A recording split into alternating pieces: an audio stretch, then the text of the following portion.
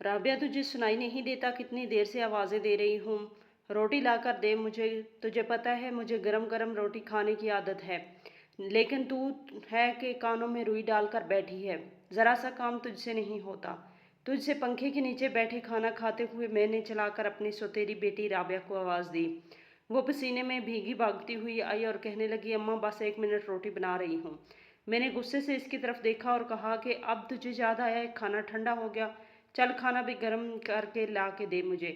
ऐसे ही मेरा मूड ख़राब करती रहती है। पता नहीं कब तुझसे जान छूटेगी। वो सर झुकाए चुपचाप मेरे सामने से सालन की प्लेट उठाकर किचन में चली गई और पीछे मैं मुस्कुराने लगी। मैं जानबूझकर इसके साथ इस तरह का रवैया रखती थी।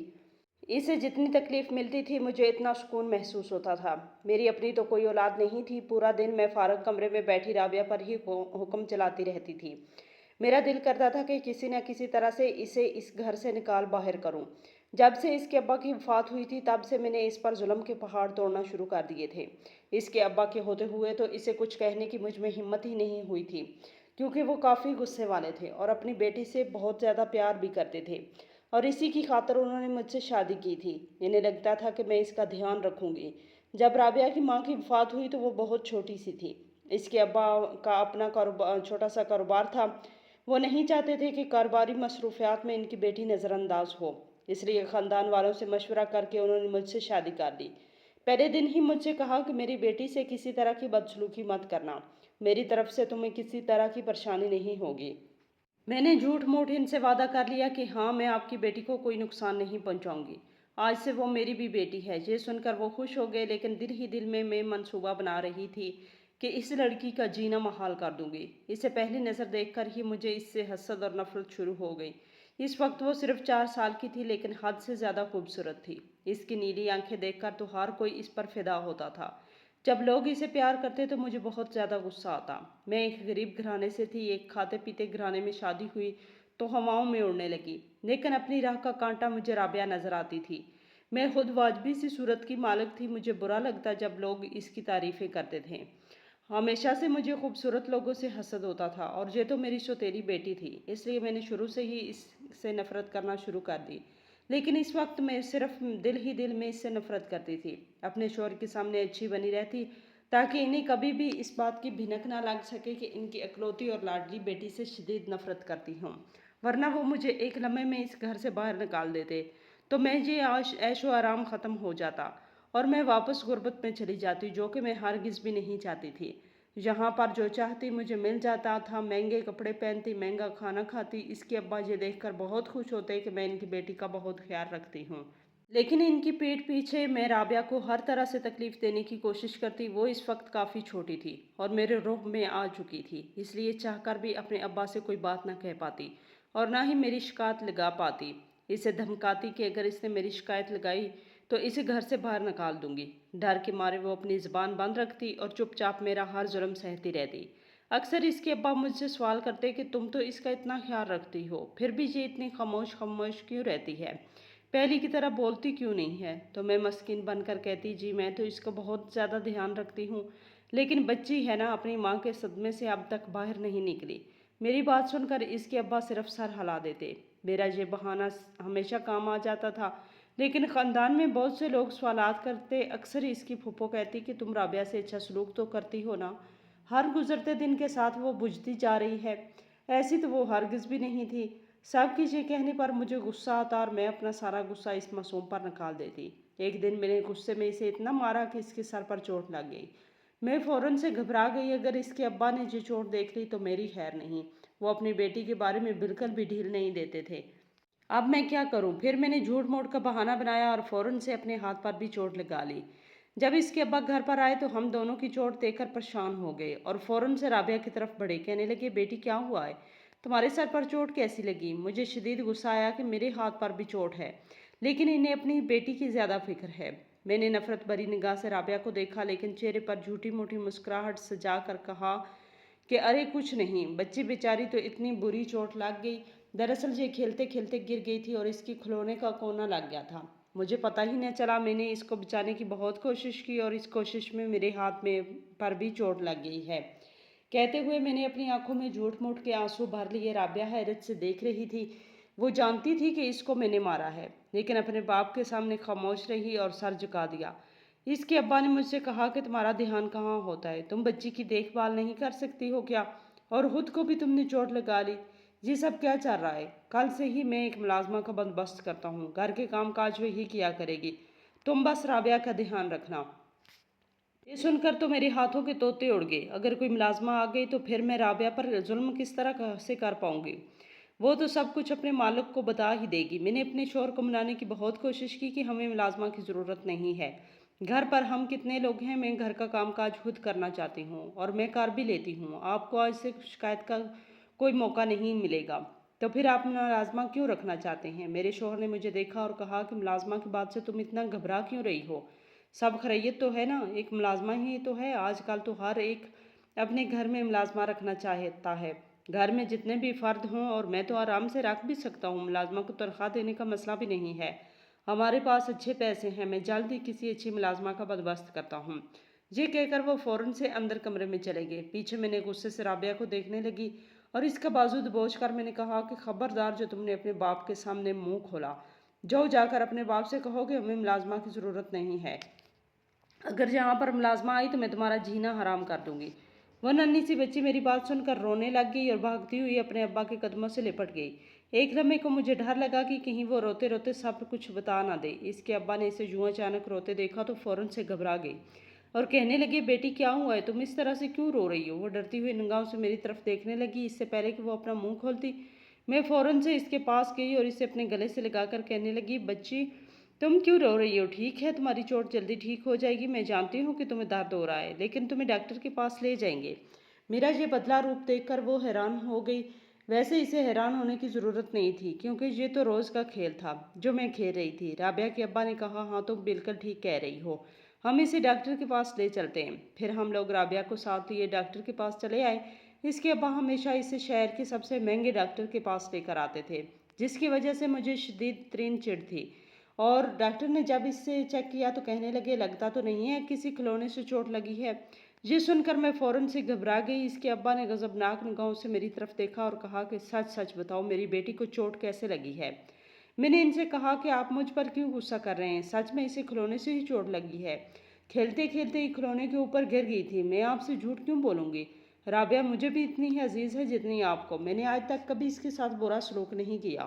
میری آنکھوں میں آنسو دیکھ کر انہوں نے میری بات پر یقین کر لیا۔ دل ہی میں مجھے رابعہ پر شدید غصہ آیا تھا، اس کی وجہ سے مجھے اتنی زیادہ تشویش کا سامنا کرنا پڑ رہا تھا۔ ڈھیر ساری دوائیاں لے کر ہم گھر آئے۔ اس کے ابا اگلے 2 دن تک اپنے آفس نہیں گئے، حالانکہ میں نے کئی بار کہا کہ میں رابعہ کا دھیان رکھ لوں گی، لیکن انہوں نے نہیں، جب تک میری بیٹی ٹھیک نہیں ہو جاتی تب تک میں اس کے پاس گھر پر ہی رکوں گا، اور کل ہی ملازمہ بھی آ جائے گی۔ مجھے غصہ آیا کہ ملازمہ والا قصہ اب تک ختم نہیں ہوا، اب انہوں نے ٹھان لی تھی تو ملازمہ کو رکھ کر ہی چھوڑیں گے۔ اگر میں مزید انکار کرتی تو انہیں مجھ پر شک ہو جاتا، اس لیے میں نے خاموش رہنا مناسب سمجھا۔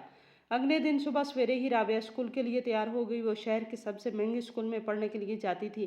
اس بات سے بھی مجھے حسد ہوتا تھا، کیونکہ میں نے ایک سرکاری اسکول میں پڑھائی کی تھی، وہ بھی میٹرک تک، بہت ہی مشکل سے میں پاس ہوئی تھی۔ مجھے پڑھائی سے کوئی لگاؤ نہیں تھا، مجھے لگتا تھا کہ اگر ہمارے پاس زیادہ پیسے ہوتے تو میں بھی مہنگے اسکول میں اچھی پڑھائی کر سکتی تھی۔ میں ہمیشہ صرف اور صرف پیسوں کے بارے میں ہی سوچتی تھی۔ اسکول میں لڑکیاں مجھے میری رنگت کی وجہ سے پسند نہیں کرتی تھی، وہیں سے مجھے ہلکی رنگت والوں سے نفرت ہونا شروع ہو گئی، اور جب کسی کو زیادہ خوبصورت دیکھتی تو اس سے حسد کرنا لگ جاتی۔ میں کسی بھی حال میں خوش رہنے والوں کو لوگوں سے ہرگز میں نہیں تھی۔ شادی سے پہلے جو بھی مجھے دیکھتا تو کہتا، آج کل تو لڑکے خوبصورت لڑکیوں سے ہی شادی کرتے ہیں، تمہارا تو کہیں پر بھی رشتہ نہیں ہوگا، تم سے کون شادی کرے گا؟ خاندان میں بھی میری عمر کی ساری لڑکیوں کی شادی ہو چکی تھی۔ میری اماں ہمیشہ پریشان رہتی تھی۔ میری باقی بہنیں اچھی رنگت کی تھی، میں ان سے بھی حسد کرتی اور اکثر ہی ان سے جھگڑے بھی کیا کرتی تھی، جس کی وجہ سے اماں ابا مجھ سے بہت تنگ رہتے تھے۔ اماں مجھے کئی بار کہتی کہ گھر کے کام کاج سیکھ لو، میں سب تمہارے کام آئیں گے، پڑھائی کو کرنے کا تمہیں شوق نہیں۔ میں اماں سے کہہ دیا کہ مجھے غریبوں کے اسکول میں بالکل بھی نہیں پڑھنا، اگر آپ چاہتے ہیں کہ میں پڑھائی کروں تو مجھے مہنگے اسکول میں داخلہ دلوائیں، میں وہیں سے پڑھائی کروں گی۔ اماں میری بات سن کر کہتی کہ تمہارے ابا کی فیکٹریاں لگی ہیں نا جو میں تمہیں مہنگے اسکول میں داخلہ کرواؤں۔ ہمارے پاس پیسے نہیں ہیں، زیادہ تمہاری بہنوں کی شادی بھی کروانی ہے۔ بہنوں کی شادی کے لیے اماں نے جہیز بھی جمع کرنا شروع کر دیا تھا، اور جب میری بہنوں کی شادی طے ہوئی تو مجھے شدید غصہ آتا۔ میں جان بوجھ کر ان کی شادی توڑوانے کی کوشش کرتی، جس پر میں اپنی اماں سے کئی بار مار بھی کھا چکی تھی، لیکن پھر بھی سدھری نہیں تھی۔ جب بھی گھر میں میری بہنوں کو دیکھنے کے لیے کوئی رشتہ آتا، میں جان بوجھ کر کوئی نہ کوئی ایسی حرکت کرتی کہ رشتے والے بنا بات کیے وہاں سے اٹھ کر چلے جاتے۔ پھر اس کے بعد اماں نے رشتے والوں کو گھر بلایا ہی نہیں، بلکہ سیدھا خالہ کے گھر میں بلا کر وہیں پر بات چیت کر کے رشتے طے کر دیے۔ مجھے سخت غصہ آیا اور میں نے کہا کہ میں شادی میں شریک نہیں ہوں گی۔ اماں کہنے لگی کہ تو شریک ہو یا نہ ہو، شادی تو ہو کر رہے گی۔ کیسی بہن ہے تو، اپنی ہی بہنوں کا رشتہ توڑوانے کی پوری کوشش کرتی رہتی ہے۔ میں تو اس بات سے پریشان ہوں کہ کوئی تیرے لیے بھی اس گھر میں رشتہ لے کر آئے گا یا نہیں۔ کتنی بار کہا کہ پورا دن پلنگ پر بیٹھ کر پلنگ توڑنے کے بجائے گھر کے کام کاج میں میرا ہاتھ بٹا دیا کر۔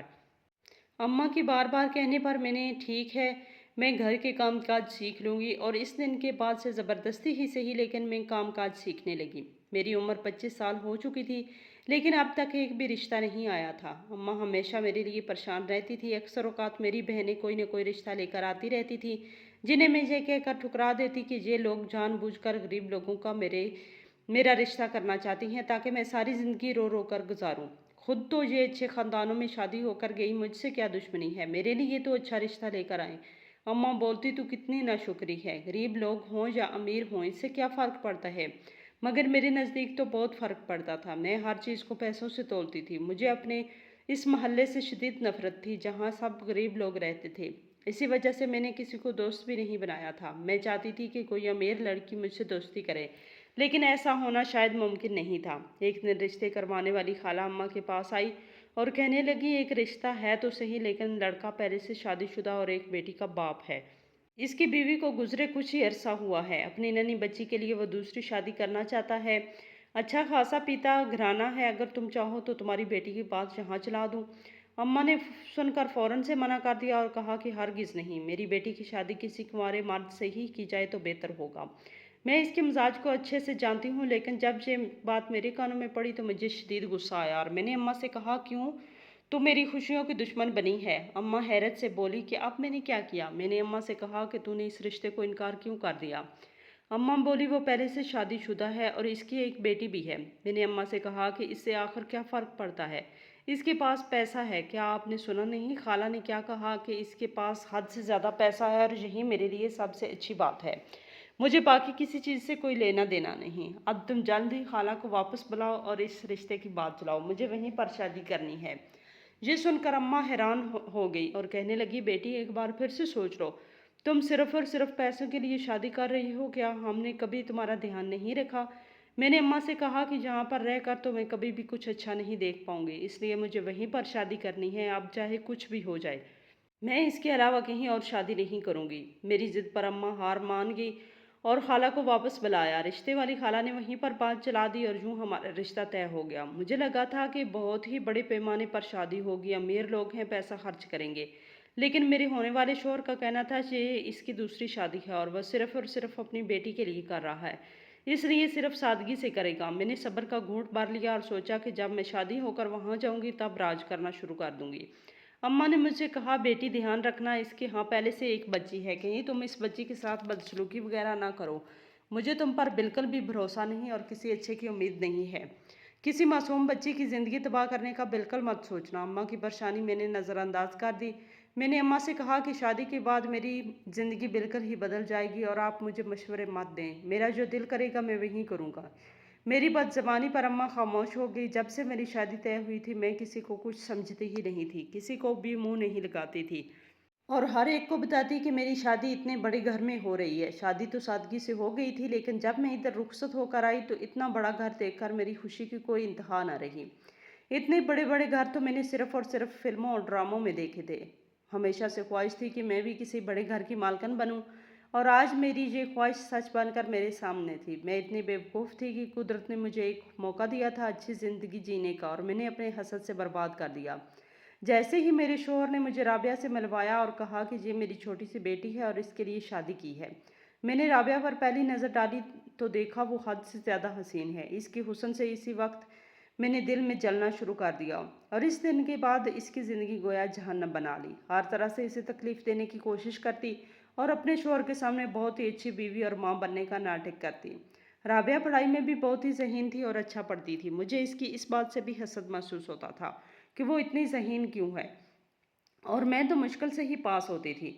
ایک دو بار تو میں نے جان بوجھ کر اس کی اسکول سے ملنے والا کپ توڑ دیا اور اس کا الزام بھی رابعہ پر لگا دیا کہ اس نے خود ہی توڑا ہے، حالانکہ رابعہ جانتی تھی کہ یہ میرا کام ہے۔ مجھے بہت خوشی ہوتی تھی کہ رابعہ اپنا منہ بند رکھتی ہے اور اپنے باپ کے سامنے میری شکایت نہیں لگاتی۔ کسی کے سامنے وہ منہ نہیں کھولتی تھی۔ ڈر ڈر کر اس نے جینا شروع کر دیا اور یہ میری پہلی جیت تھی۔ میری شادی کو سالوں گزر گئے تھے اور اب میں چاہتی تھی کہ میرے ہاں میری اپنی اولاد ہو جسے میں اس امیری میں پالوں اور کسی چیز کی کمی نہ ہونے دوں، لیکن بہت کوشش کے باوجود بھی میرے ہاں کوئی امید نہیں بن رہی تھی۔ ہر طرح سے میں نے علاج کروا لیا۔ ڈاکٹر کے پاس گئی تو انہوں نے کہا کہ تم ماں بن ہی نہیں سکتی۔ جب مجھے یہ بات پتہ چلی تو تب یوں لگا جیسے آسمان مجھ پر گر پڑا۔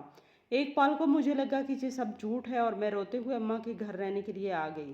اماں نے مجھ سے کہا، کیا ہوا؟ تم تو اس غریب خانے میں قدم رکھنا بھی پسند نہیں کرتی تھی، تو اب کیا ہو گیا جو یہاں پر آئی ہو؟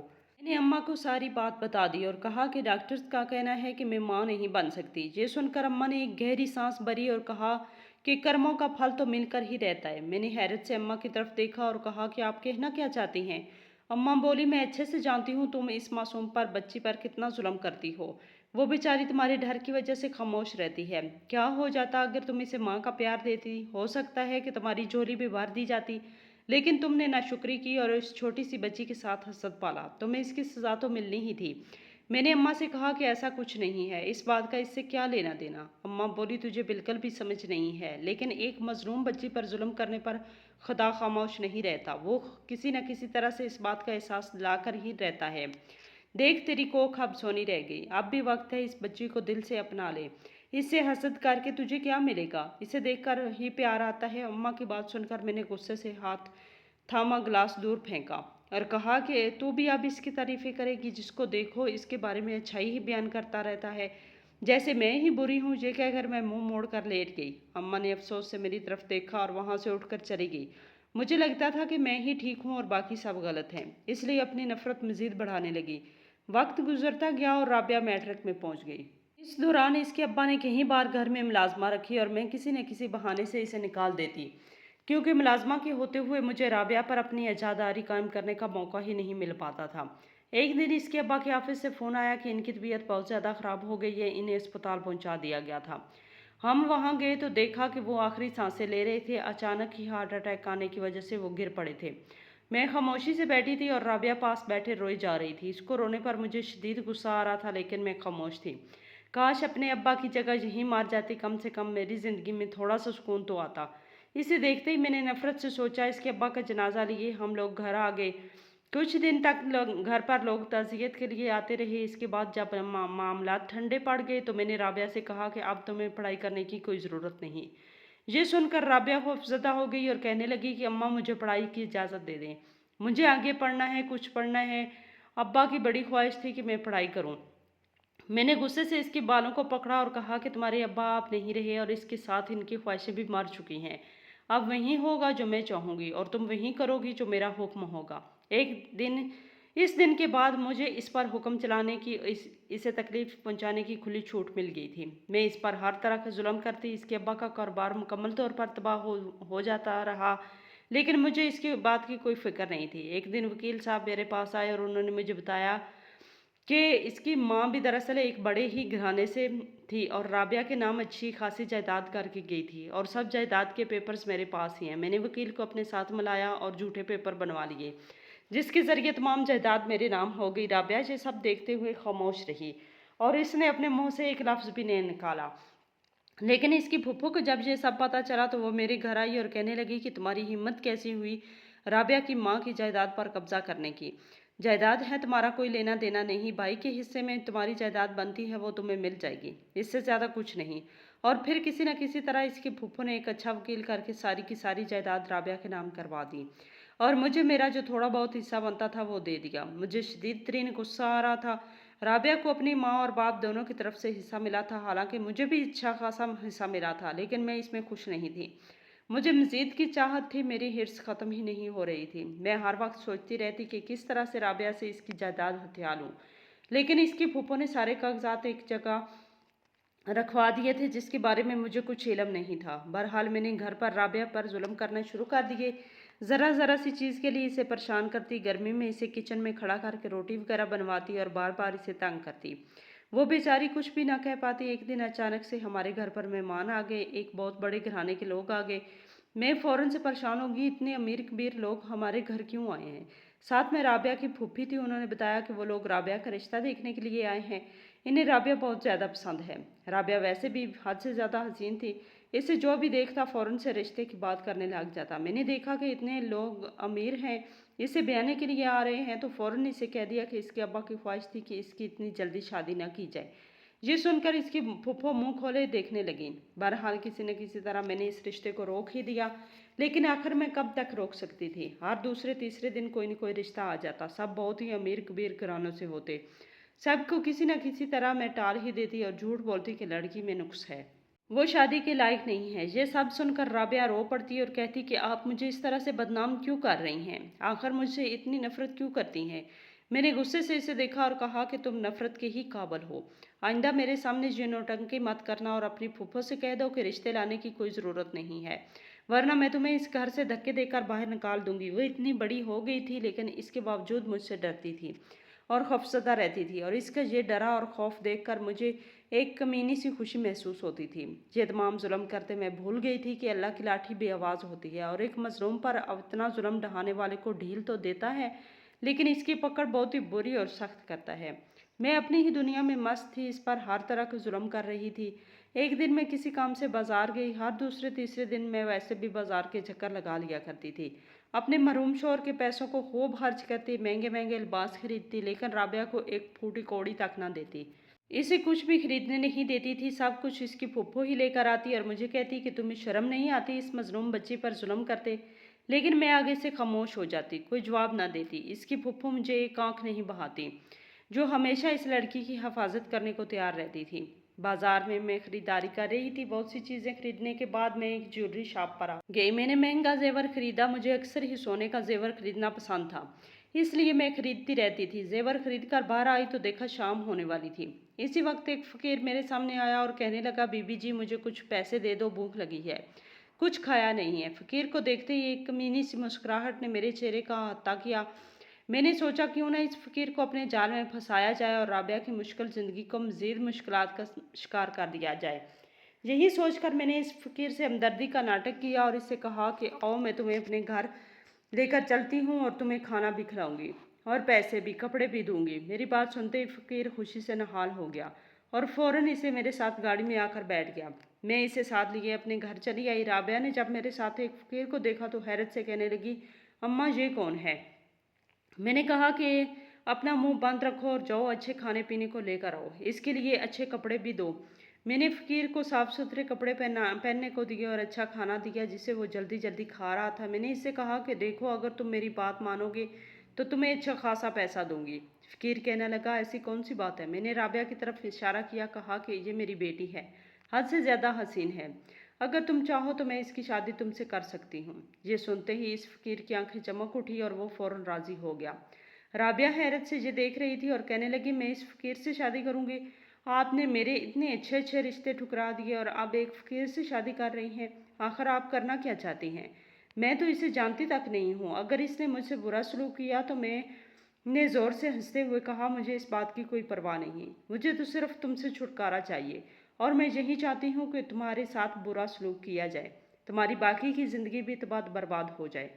वैसे भी हर दूसरे तीसरे दिन तुम्हारी फूफो कोई ना कोई रिश्ता लेकर आ रही होती है। तुम्हारी शादी कर दूंगी तो ये किस्सा भी ख़त्म हो जाएगा और तुम्हारी फूफो से भी जान छूट जाएगी। मेरी बात सुनकर राबिया रोने लगी, लेकिन मैंने अपनी मनमानी करके ही दम लिया और बिना किसी को बताए फ़ौरन से मौलवी को बुलाकर राबिया और इस फकीर की शादी करवा दी।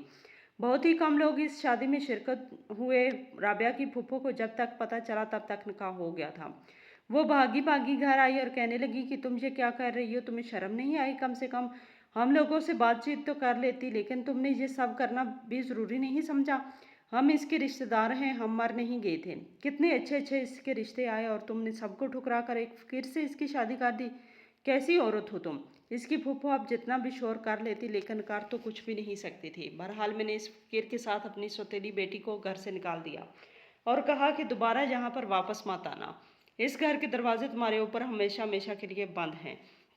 राबिया बहुत रोई लेकिन मैं मज़े से जाकर अपने बिस्तर पर लेट कर सो गई। सुबह उठी तो बहुत ही अच्छा महसूस कर रही थी। इस घर में राबिया नहीं थी। यूँ लग रहा था जैसे किसी अनचाही चीज़ से मुझे छुटकारा मिल गया है। मेरी भला से फ़कीर इसे कहीं पर भी लेकर गया हो। वैसे भी वो फ़कीर है, किसी सड़क के किनारे ही पड़ा रहता होगा। इस लड़की को अपने हुस्न पर बहुत ही नाज था ना, अब किसी सड़क के किनारे ही फ़कीर के साथ पड़ी रहेगी और भीख मांगेगी। ये सोचते हुए मैं ज़ोर ज़ोर से हंसने लगी। मुझे बहुत ही अच्छा महसूस हो रहा था। मेरी खुशी का कोई ठिकाना नहीं था। पूरा हफ्ता मैंने बहुत खुशी में गुजारा। राबिया कहाँ है, कैसी है, मुझे कुछ नहीं पता था और ना ही ये जानने में कोई दिलचस्पी रखती थी। लेकिन इसकी फूफो आए रोज़ मुझे परेशान कर रही थी और कहती कि जाओ इस फ़कीर को ढूंढो।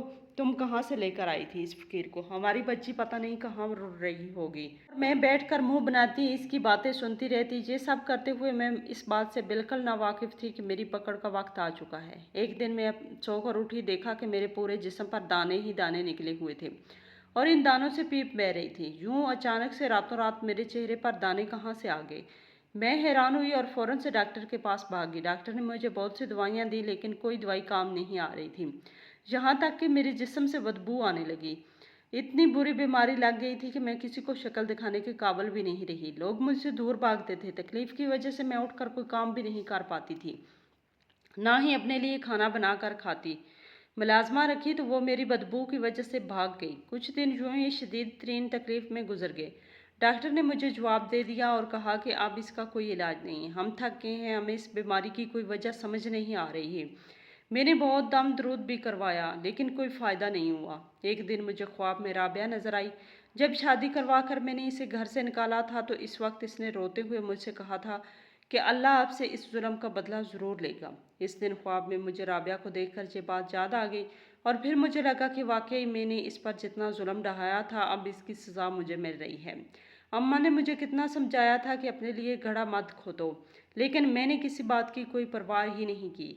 अब मुझे राबिया को किसी न किसी तरह से ढूंढ कर इससे माफ़ी मांगनी ही थी। ये सब भी मैं सिर्फ़ और सिर्फ अपने लिए कर रही थी। अगर मुझे मौका मिलता तो मैं दोबारा इस पर जुल्म करने से ना चूकती, लेकिन इस वक्त मुझे सिर्फ़ और सिर्फ अपने ये दाने ठीक करने थे। इसलिए इसके सामने झुकने में मुझे कोई मसला नहीं था। एक बार मैं ठीक हो जाती तब मैं इसे देख लेती।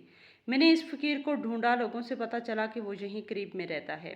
इसे ढूंढते ढूंढते मैं एक बड़े से इलाके में पहुंच गई। यहाँ काफ़ी अमीर लोग रहते थे। मुझे हैरत हुई कि फ़कीर का यहाँ पर क्या काम। फिर सोचा कि शायद वो किसी के घर पर काज करने लग गया हो। अपने मतलूबा पते पर पहुंचकर मैंने चौकीदार से कहा कि मैं राबिया से मिलना चाहती हूँ। वो मेरी बेटी है। मेरी हालत देखकर इसने अपने मुंह से फ़ौरन ही रुमाल रख दिया और कहा कि मैं बीवी से पूछ कर बताता हूँ। अंदर फ़ोन करके इसने पूछा कि और कहा कि आप अंदर जा सकती हो। जैसे ही अंदर गई तो देखा कि सामने बड़े से सोफे पर राबिया बहुत ही बेहतरीन लिबास पहने बैठी थी। ये देखकर मेरी आंखें फटी की फटी रह गई कि इस महल नुमा घर की मालकिन दरअसल ये राबिया ही है। मुझे हैरत हुई कि एक फ़कीर से शादी करने के बाद वो इतने बड़े घर की मालकिन कैसे बन गई। कुछ समझ ही ना आया। इसी वक्त वो फ़कीर भी वहाँ आ गया। वो बदला ही लग रहा था, इतना खूबसूरत कि कोई भी लड़की इस पर फिदा हो जाए।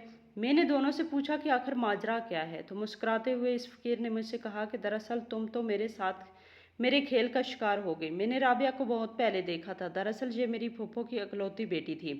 मैं इसके मामू का बेटा हूँ। हम लोग बाहर मुल्क रहते हैं। अपनी फूफो की वफ़ात पर मैं नहीं आ सका, लेकिन बीच में एक बार आया, तब मुलाकात नहीं हो सकी थी। बस एक बार बाजार में देखा था। इस वक्त इसका हुस्न देखकर मैं इस पर फिदा हो गया। ये बात मुझे बहुत ही खूबसूरत और मासूम लगी। मुझे अंदाज़ा हुआ कि आप इस पर कितना जुल्म करती हैं। मैंने छुप कर नज़र रखना शुरू कर दी। इन्हीं दिनों इसके अब्बा की वफ़ात हो गई। मैं इसकी फूफो से मिला और मुझे पता चला कि आपने इसकी ज़िंदगी अजीरन कर रखी है और कहीं भी इसका रिश्ता नहीं होने दे रही। मैं समझ गया था कि आप किसी गरीब इंसान से इसका रिश्ता करना चाहती हैं, इसलिए आपका पीछा करना शुरू कर दिया और बाज़ार में आपसे फ़कीर बनकर मुलाकात की और राबिया को शादी करके इस बड़े से घर में ले आया। आपको क्या लगा था कि आप जुल्म करके बच जाएंगी? لیکن خدا کا خیر تو اب آپ پر نازل ہو ہی گیا ہے۔ اب آپ صرف اپنے مطلب کے لیے یہاں پر آئی ہیں۔ میں سب جانتا ہوں، یہاں سے نکل جائیں۔ میں نے رابعہ سے کہا کہ ہاں مجھے تو ان سے شدید ترین نفرت ہے اور اب بھی کرتی ہوں اور ہمیشہ کرتی رہوں گی، لیکن معاف کرنا تو مت کرو۔ رابعہ نے پیچھے سے کہا میں تو آپ کو معاف کر دوں گی، لیکن کیا اللہ آپ کو معاف کرے گا؟ آپ تو دل سے معافی بھی نہیں مانگ رہی۔ آپ جیسے لوگوں کا یہی انجام ہونا چاہیے۔ یہ کہہ کر اس نے مجھے گھر سے باہر نکلوا دیا۔ میں روتے ہوئے باہر آ گئی۔ اس نے بالکل صحیح کہا تھا کہ اب میں اس سے نفرت کرنا کبھی بھی نہیں چھوڑ سکتی تھی۔ میں ایک ایسے سانپ کی طرح تھی جو موقع ملنے پر اپنے مالک کو ڈھس ہی لیتا ہے اور بار بار ڈستا ہے۔ مجھے بھی جتنی بار موقع ملتا میں رابعہ کو ڈستی، تو مجھے کب سے بھلا چکی تھی، لیکن میں اس سے نفرت کرنا نہیں چھوڑی۔ اب تک میں اسی حال میں جی رہی ہوں۔ میری بیماری کا کوئی علاج نہیں اور روز کی یہ تکلیف مجھے بے حال کرتی جا رہی ہے، لیکن میرے اندر کا حسد ختم نہیں ہو رہا، یہ مجھے مسلسل جلائے جا رہا ہے۔